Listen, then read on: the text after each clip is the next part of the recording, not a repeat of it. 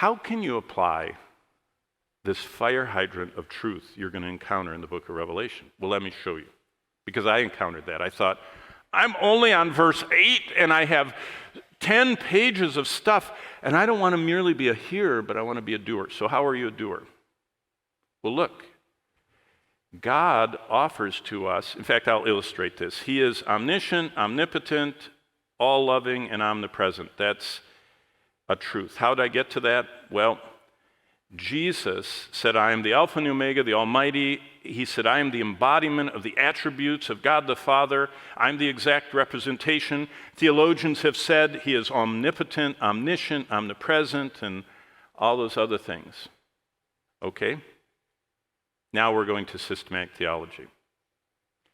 In systematic theology, there are 25 attributes of God, communicable and incommunicable. You'll cover all that, or you already have, so I'm not going to talk about it. But here they are. Those are all the attributes of God. You know what? Every one of them are illustrated in the book of Revelation, and every one of them are applied to Jesus Christ. Now let's just pick 4 of them. The big ones: omnipresence, omniscience, love, and omnipotence. How do I apply those to my life? God wants me to get my fears, my troubles, and my struggles into perspective. And this is how I do it. I have to learn to trust God. How? Watch.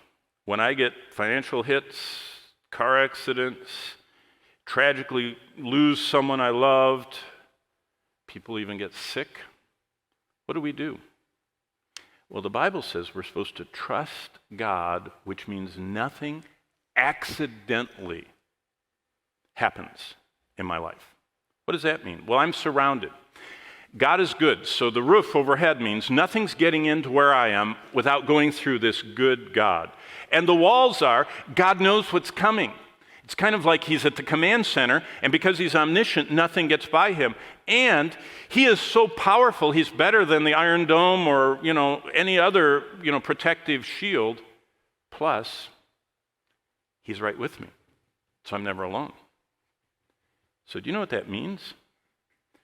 My response to struggles in life declare to everybody that watches me, either I believe God is good, or I think he might be bad. I think he's wise or dumb. He's either all-powerful or he couldn't stop that one. It was too much for him.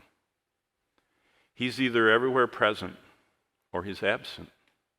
Now, that is just the first 8 verses of 404. But that is just a small example of what you can learn in this book.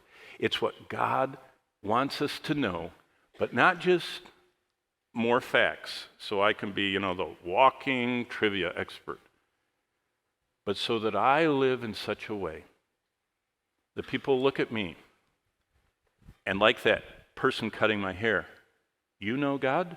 I said, I do. I do know him. I asked him to send someone. And that lady listened, and all the walls came down, and she said, thank you for... Now, she didn't commit to Christ in my presence, but I experienced a divine appointment. What does God want us to know? We're living in tumultuous times. You're living in the best time to ever serve the Lord. And he wants you to know that he is good, all-powerful, all-knowing, and always with us.